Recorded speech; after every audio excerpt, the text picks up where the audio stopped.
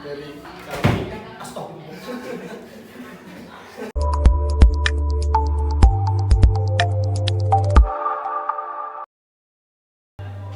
Assalamualaikum warahmatullahi wabarakatuh. Waalaikumsalam.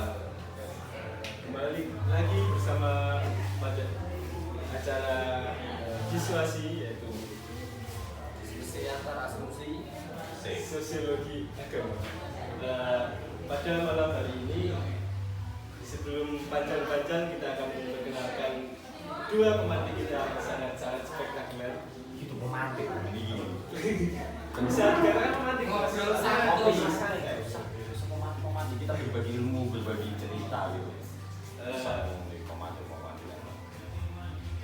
Saya memperkenalkan dulu aja Mas ya, biar tidak berbahasa basi yang lebih jauh dan kita saling kenal ya Mas ya. Nama saya Garir dan Rosi dan Masnya sendiri Mas. Saya Langgeng. Dan saya saudara Kini. Gimana Mas kabarnya hari ini? Apakah sehat? Ini kabar kalau dari segi biologis badan yo agak meriah karena kan Hawa udan. cuaca yang semakin gimana ya pancaroba lah. Jadi Tidak menentu gitu ya Mas ya. paginya panas tapi kalau Malam hujan. itu yang membuat badan itu meriang-meriang gitu lah. Dan Masnya sendiri gimana kabarnya Mas? Alhamdulillah ya. Alhamdulillah masih diberi tubuh fit meskipun cuaca rada ya berubah-ubah ya. Kadang siang, kadang malam Ya, gitu. kadang siang, kadang malam. Pada malam hari ini kan kita mau diskusi berbincang mengenai KDRT, bisa dikatakan KDRT Mas. Menurut Mas Langgeng sendiri sih gimana sih Mas prospek KDRT itu Mas? Sini kita membahas KDRT atau membahas tentang kalau kita bicara tentang KDRT itu kan terlalu menjerumuskan ya. Iya. Nah kalau kita bicara tentang KDRT itu kan stigma awam kan itu pasti pihak perempuan yang menjadi korban. Nah maka dari itu lebih enaknya kita nggak usah membahas tentang KDRT saja, tapi kita membahas tentang kekerasan terhadap perempuan gitu loh. Nah kalau kita mengobrolkan kalau ngomongin tentang kekerasan terhadap perempuan itu banyak, bukan hanya sekedar KDRT. Contohnya saja seperti kekerasan, pelecehan gitu, seksual, terus apa ya? Berbagai macam bentuk. Ya banyak. Tapi kan yang paling menjerumus, yang paling banyak yang terjadi ya itu tadi KDRT. Dan kalau ngomongin KDRT ya Sangat-sangat panjang lah. Soalnya kan ya KDRT sendiri banyak ya, booming ya sekarang contoh-contohnya itu. Siapa? Kasus-kasusnya itu. Dekat yang masih Ya. sempat viral dengan berita kalau kita memandang dari segi media internet ya, itu kan akhir-akhir ini booming kasus KDRT terhadap itulah pokoknya. Tapi kalau kita bicara secara umum kasus KDRT itu sangat banyak gitu. Dan kembali lagi bahwasannya kalau ada kasus KDRT itu pasti kebanyakan yang menjadi korban itu perempuan, padahal tidak seperti itu kenyataannya. dan juga ada dari laki-laki yang menjadi korban. Itu yang menjadi korban. Di fenomena sekarang itu ya Mas ya. Kalau KDRT itu bisa dijelaskan kalau kekerasan seksual itu bentuknya bagaimana sih? Kekerasan seksual. Kekerasan seksual itu sebenarnya kekerasan seksual kalau orang-orang memahaminya itu kekerasan yang langsung mengarah ke fisik. Tetapi konsep dari kekerasan seksual itu enggak mengarah tentang fisik saja. Contohnya saja seperti ini. Contohnya kamu perempuan. Saya sebagai perempuan. memanggil kamu cantik, menggoda gitu. Nah, kamu tidak nyaman, itu sudah termasuk kekerasan seksual gitu. Tetapi kan kalau bicara tentang kekerasan seksual, itu pasti orang-orang itu memandangnya lebih mengarah pada yang itu, yang itu. Dari Mas Sultan sendiri gimana? Mungkin di situasi yang sebelum satu sudah tentang kekerasan seksual. Bagaimana dengan kita pasti tidak tahu mengapa kekerasan itu bisa timbul. Ya, lagi-lagi yang bisa merasakan itu orang yang menjadi korban. Jadi kita juga harus hati-hati dalam berinteraksi dan juga gimana ya, kita harus melihat dulu lah apapun kondisi kita kalau kita berinteraksi kepada seseorang maupun perempuan, ya kan banyak kasus yang dari perempuan, tetapi kan juga tidak terpungkiri dari si yang menjadi korban itu laki-laki. Bisa saja kan laki-laki yang menjadi bahkan yang masih marak pun seperti ada di sekolah, ada teman sekelas itu ada anak laki-laki yang lugu, ada anak laki-laki yang pendiam, ada anak laki-laki yang gak suka berinteraksi dengan temennya, tetapi kayak gitu terus itu menjadi korban bullying, itu sudah menjadi kekerasan seksual. Bisa tidak langsung itu kan semua. Jadi ya apapun yang menjadikan ketidaknyamanan kepada seseorang itu kita sudah namakan kekerasan seksual. Jadi kembali lagi ketika sampai kamu tadi saya bilang kamu cantik, kamu ini, kamu ini, tetapi kamu malah mengamini, kamu malah menerima itu kan kekerasan seksual. Tempatnya itu kayak dipuji. Ya itu. Kecuali kalau kamu nggak terima, kalau kamu nggak nyaman ya kekerasan seksual. Walaupun nggak main secara fisik. Jadi contoh kekerasan seksual di fenomena yang sekarang itu banyak ya perilaku. Ya. Dari perilaku yang marak di era sekarang itu kekerasan seksual itu kayak gimana ya Mas?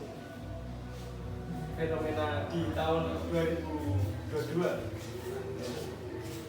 Itu kekerasan seksual di tahun ini mungkin agak meningkat sih, karena ya juga kita kan masih di kondisi pra pandemi, pasca pandemi ya, pasca pandemi.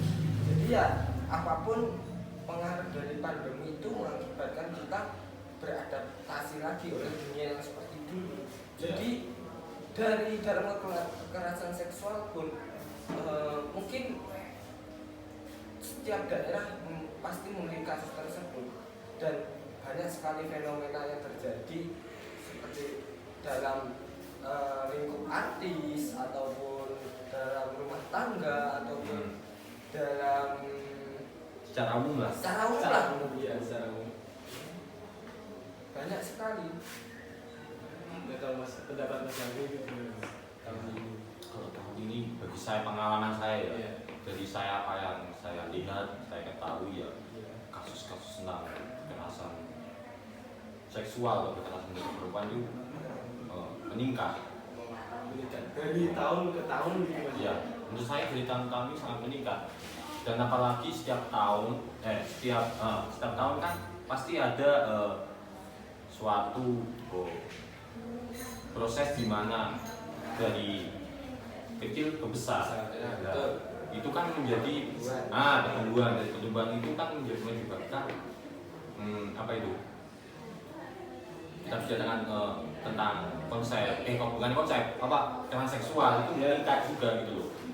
Dan apalagi kita di era ini, di era digitalisasi yang dimana era ini memberi dampak baru. memberi dampak baru kan.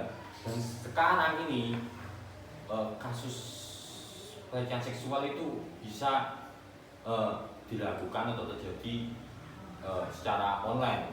Contoh saja lewat kan bisa chatting-chattingan gitu, WhatsApp, IG gitu. Nah itu kan sudah menimbulkan kekerasan seksual gitu.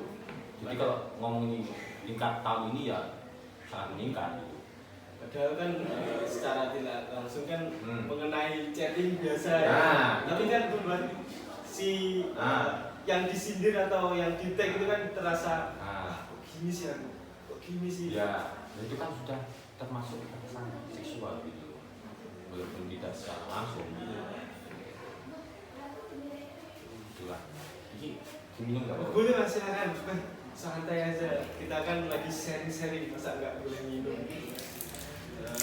Mungkin lebih menarik lagi kalau kita kerucutkan lagi. Kalau ngomongin kekerasan seksual, ADRT itu terlalu luas banget. Iya. Bahkan di sosiologi pun KDRT kekerasan seksual itu luas. Cakupan pembahasannya, objek kajiannya itu luas banget. Iya. Mungkin agak lebih menariknya agak dikerucutkan pada kita enaknya membahas kekerasan pada perempuan dalam perspektif sosiologi. Boleh mas. Kita Kalau bicara tentang kekerasan terhadap perempuan dalam perspektif sosiologi itu akan mengarah kepada gender. Jadi tidak adanya ketidakadilan terhadap gender. Nah, kalau ngomongin tentang gender itu kan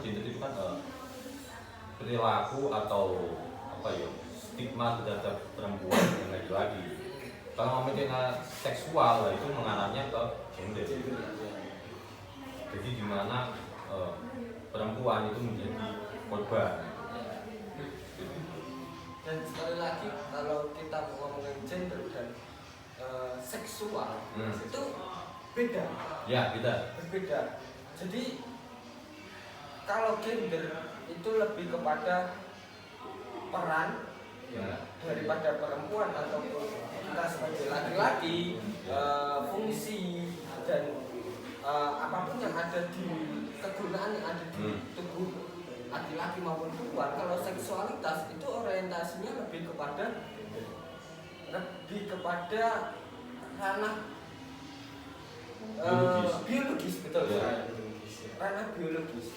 Jadi mungkin untuk kekerasan seksual terhadap perempuan, oke, bisa kita ambil faktor dari gender juga. Itu faktor dasar yang mengasumsikan bahwasanya perempuan itu banyak sekali menjadi korban dalam kekerasan.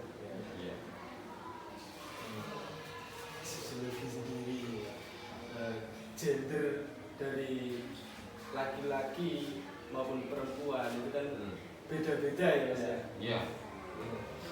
Dari sosiologi sendiri, gender itu kayak kan disebutkan dari banyak tadi kan seperti badan ya, badan tubuh gitu, biologisnya. Secara fisik biologis. Kalau biologis itu bukan gender, seksualitas. Seksualitas. Kalau gender itu mengarah ke perilaku. Lebih ke perilaku dari seseorang itu ya. Kadang kan kadangkala itu perilaku seseorang itu dapat membuatkan orang lain itu baper kayak percakapannya itu mas. Nah ini loh, kamu gemuk, kan itu secara tidak langsung kan shaming, body shaming ya mas ya. Itu termasuk kekerasan. Kalau si korbannya kita Merasa. itu ya termasuk dari kekerasan. Tapi kadang dikatain gitu nggak enak loh mas. Kayak badan kita kecil, dikatain, oh kamu pakai sabu-sabu ya kayak gitu. Kadang kan gitu, padahal kan kita sendiri nggak pakai gitu kan. Terus yang perempuan kadang dikatain, oh kamu lo gemukan. Padahal perempuan sendiri itu kan ya biasa. Dalam hal itu, wah itu kan badan saya sendiri yang kerawatan ya saya. Jadi mungkin banyak sekali yang timbul dalam stigma masyarakat itu. Kita mengejek seseorang. Kalau ada contoh nih, orang yang berbawakan kurus, ya seperti saya lah. Wah, kamu kok gak bisa gemuk itu kenapa? Ya kadang-kadang gitu. Kadang kan seringkali masyarakat itu malah muncul stigma, wah jangan-jangan ini Main berarti. nah gitu, jangan-jangan Pemain. itu kan bahaya juga. Padahal tidak seperti itu juga. Gitu. Jadi bagaimanapun juga stigma yang muncul itu perlu kita edukasi lah. Ya edukasi lah. Edukasi. kita ngopi aja enak, rokok aja enak, terus dikata-katain pakai sabu lah yang pakai gitu lah. Mungkin kan kayak gitu bisa seringnya begadang atau kurang makan juga. Ini jadi lebih mengarah ke pola hidup lah. Ya, kalau kita tidak tahu terus menunjukkan stigma yang kayak gitu, ya repot. ya itu mas, yang perlu kita garis bawahi kan itu. Iya. Sangat gimana ya, membagongkan kayak gitu. Terus mengenai stigma pada laki-laki sendiri kan kita sebagai laki-laki. Nah, ya gini, kalau kita ngomongin tentang kekerasan terhadap perempuan, seharusnya yang hadir di sini kan perempuan. Iya. Tapi enggak. Tapi kita sebagai kaum laki-laki tapi ngomongin tentang perempuan. Tapi kita kan seharusnya ada objek lah. Nah. Kita tanya-tanyakan perempuan mana sih menurut perempuan? Kalau yang bicara ini kita, itu kan kesannya kita sebagai pelaku. Ya, itu mas. Tapi kadang-kadang kita juga sebagai korban. Nah, tapi kan kita di sini berbicara bahwasanya kita tidak menjudge perempuan atau laki-laki, tapi kita menganalisis terhadap perempuan sebagai korban. Walaupun kita di sini laki-laki yang berbicara, kita cuma bisa menganalogikan.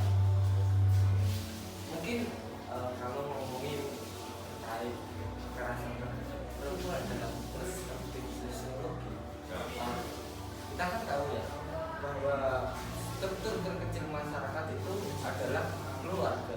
Keluarga, ya. Nah, di mana manusia hidup dari kecil hingga besar sangat mempunyai pengaruh dalam keluarga. Maksudnya apapun seperti kita kali ini bisa di sini ngobrol santuy, terus bisa sekolah, bisa kuliah, bisa kerja, bisa apapun, itu support dan pengaruhnya dari isi keluarga. Nah, kenapa kok lebih dalam perempuan yang menjadi korban? Banyak sekali perempuan yang menjadi korban dalam kekerasan. Karena muncul pertama itu salah pemahaman terhadap agama. Itu yang pertama. Yang kedua itu pola asuh yang dalam tanda kutip toksik sejak dulu dan itu tidak ada perubahan dalam keluarganya. Jadi semisal saya analogi kita sebagai ayah, punya anak perempuan. Nah, tetapi kita kepada istri itu melakukan KDRT. Nah, kita menjadi korban, kita menjadi pelaku kepada istri kita sebagai pelaku KDRT. Nah, dan di situ pun pasti dalam benak si anak perempuan tadi muncul benak di ideologinya bahwasanya aku harus meniru orang tuaku. Secara biologi. Secara ideologi. Ya, ideologi. Secara ideologi pasti pola pikir anak akan berdampak, akan terpengaruh juga terpengaruh. orang tua. Baik dari anak laki-laki maupun perempuan. Dan yang paling sering itu laki-laki. Karena apapun yang anak laki-laki itu terdepan dan juga besok dia juga menempati posisi sebagai ayah, tulang punggung ya. Jadi ideologi yang pengaruh masa kecil yang kayak gitu itu juga terngiang-ngiang gitu, terngiang-ngiang kepada saat dia dewasa. Jadi dia juga melakukan secara berturut-turut. Kalau kayak gitu tidak diedukasi ya sebenarnya tidak ada penyelesaian, tidak ada perubahan juga. Di era sekarang kan era sekarang itu kan kayak banyak laki-laki, perempuan itu kan banyak yang kayak prank. Oke. Oh iya, prank ya. Prank. Prank itu apa tuh? Prank tipu-tipu gitu. Tipu-tipu mas, ya tipu-tipu. Prank kan secara tidak langsung kan dia juga melecehkan, ya kan? Secara tidak langsung. Coba kita lihat dari faktor-faktor ngeprank di pinggir jalan, orang miskin, ya tanda kutip lah ya, orang miskin itu tiba-tiba jalan terus di kasih apa gitu, kan secara tidak langsung kan kita melecehkan, ya kan? Betul. Nah dari prank itu kan banyak ya mas. Iya. Ya contohnya itu. Kalau ngomongin prank yo, ya gimana yo? Berkaca lagi ke media Media sosial. sosial, ya itu kan secara tidak Dan langsung. baru-baru ini kan ada itulah semacam kasus prank. Nah, itu booming sekali mas. Orang Kasus kaya. prank KDRT. Nah itu yang diklaim malah suatu instansi. Ya, yang dikatakan besar. Dari faktor prank itu kan bisa membuat terjerat hukum, ya kan mas. Tapi kalau kita ngomongin prank itu pembahasan kita semakin melebar gitu. Ya. Kembali lagi. Kembali lagi. ke topik ini. Kan ngomongin perempuan. Perempuan sebagai korban dalam kekerasan. Sebenarnya gini mas, kenapa kok selalu banyak kasus perempuan yang itu menjadi korban? Karena gini, pertama tadi saya mengatakan pemahaman terhadap agama yang salah. Ya. Yang kedua polarisasi bagaimana cara mendidik anak di dalam lingkup keluarga yang itu salah juga. Yang ketiga gini, sebenarnya kita dari kaum laki-laki atas dua tadi faktor salah penggunaan tadi itu memunculkan ideologi patriarki. Ideologi patriarki itu sebagai kita kaum laki-laki itu lebih mendominasi kepada hal apapun terhadap perempuan. Jadi kita sebagai laki-laki itu merasa kuat, kita merasa mampu, kita lebih dari perempuan. Itu yang ditamakan dalam ideologi patriarki. Dan itu pun dari ideologi patriarki itu mempunyai pengaruh terhadap asosiasi perempuan saat ini. Makanya timbul ideologi gender sebagai kesetaraan kita kepada perempuan dan laki-laki. Jadi pengaruh utama itu ideologi kreatif itu juga sangat berpengaruh. Dan itu pun yang mengikuti juga banyak. Bahkan gimana ya? Ada di satu daerah itu yang boleh Ini contoh mas. ya, ini contoh ada suatu daerah pun itu yang di sana kaum laki-laki harus menyuplai gimana ya, ibaratnya mengerjakan pekerjaan keluarga, terus kerjaan sebagai Tanggung jawab atas keluarga. tanggung jawab pekerjaannya juga untuk mencari ekonomi nafkah kepada keluarganya itu digerakkan kepada laki-laki. Jadi laki-laki juga bekerja, laki-laki juga mengurusi rumah tangga. Itu ada di daerah terpencil, itu ada yang kayak gitu.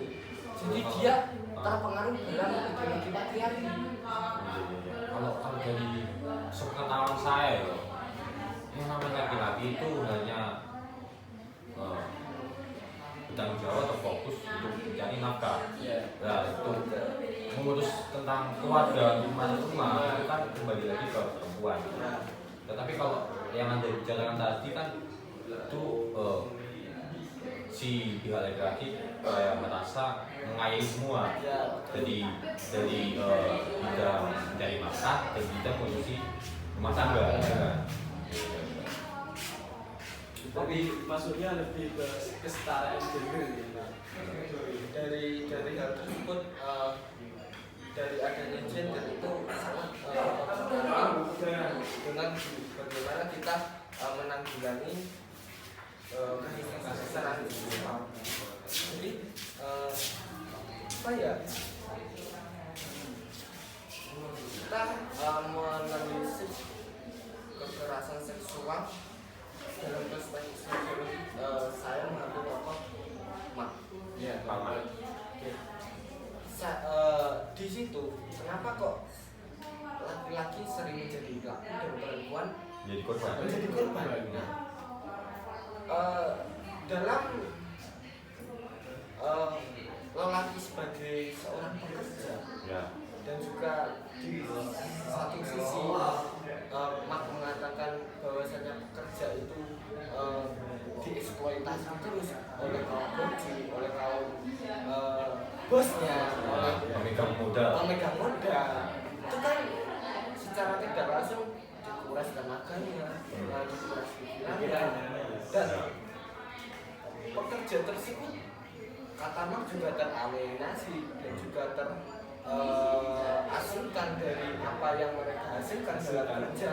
Nah, jadi dari faktor tersebut ketika lelaki kembali kepada keluarga, Ya. kepada keluarganya, Ya. di situ mungkin dari psikis laki-laki maupun mentalnya itu juga berpengaruh. Maksudnya berpengaruh. Jadi kayak aku wis kesel-kesel kerja, bujuku sih nesu. Ya. Nah, jadi kayak gitu menjadi pengaruh dasar, asumsi dasar bagaimana si lelaki menjadi pelaku dan si perempuan menjadi korban. Oh, itu menjadi salah satu faktor Ya, betul. di mana kekerasan muncul. Nah, betul. Kenapa kok selalu Perempuan yang menjadi korban, selalu laki-laki yang menjadi korban? Ibaratnya lelaki itu sudah lelah bekerja, terus pulang kepada keluarga dan di sana otomatis bertemu dengan istri. Istri kan perempuan kan ya, istri perempuan dan belum lagi mengurusi rumah tangganya. Kalau hal kecil apapun itu kan bisa menimbulkan konflik. Nah, secara tidak langsung si lelaki tadi sudah lelah. Kalau disinggung dia juga marah kan? emosi lah. Ya betul. Ya, Mesti kita seringkali merasakan kalau kita lelah, terus ada seorang yang menyinggung kita ataupun orang yang gimana ya membuat konflik kepada kita. Pasti kita sebagai lelaki merasa emosi. Ya kita bayangkan gini aja lah. Kita sudah lelah kerja lalu kita pulang ke rumah. Seharusnya kan istri kita itu menyiapkan makan menyiapkan makan atau menyambut kita gitu ya. Tapi dengan santai-santai. kalau si istri itu seperti aku tak acuh, seperti membiarkan kita pulang kok gak disapa, malah kadang itu gini, dalam rumah tangga itu kadang gini, si laki-laki daripada pulang kerja itu si istri langsung, Mas ini berasnya habis, ini gulanya habis lah, itu ya menjadi salah satu faktor pemicu terjadinya konflik. Konflik itu akan marah menjadi ke KDRT. Dan secara sosiologis pun konflik tidak terelakkan dalam kondisi masyarakat dan juga terutama keluarga dalam institusi masyarakat terkecil. Jadi bagaimanapun ya di situ kita harus gimana ya, kita sebagai laki-laki agar tidak menjadi pelaku daripada kekerasan terhadap perempuan, bukan lagi kekerasan seksual. Ya, jadi kita juga harus pertama itu kita sering berkomunikasi. Kunci utama kita harus sering berkomunikasi kepada perempuan, istri kita, terutama kalau kita sudah menjadi suami ya kepada istri kita. Gimana toh saya kerja kalau kamu bekerja juga kita obrolin dengan santai enaknya gimana. Jadi kita fungsi-fungsi dalam keluarga itu juga berperan secara gimana teratur. Ya. Dan di situ pula kata Tante Parsen dalam fungsionalisme strukturalnya dari posisi di dalam keluarga itu kalau tidak adanya struktur yang berfungsi secara teratur juga secara jelas ya secara jelas itu pasti menimbulkan konflik. ya. Nah, kalau di dalam keluarga dan kunci utamanya itu sering berkomunikasi dan juga sering ngobrolin tentang bagaimana bersama betul. Terus kalau berjalannya tidak secara teratur ya lagi-lagi menimbulkan konflik. Nah, kalau apa tadi struktur yang ada dalam keluarga itu tidak dimiliki dan keluarga juga tidak bisa terbentuk. Ya.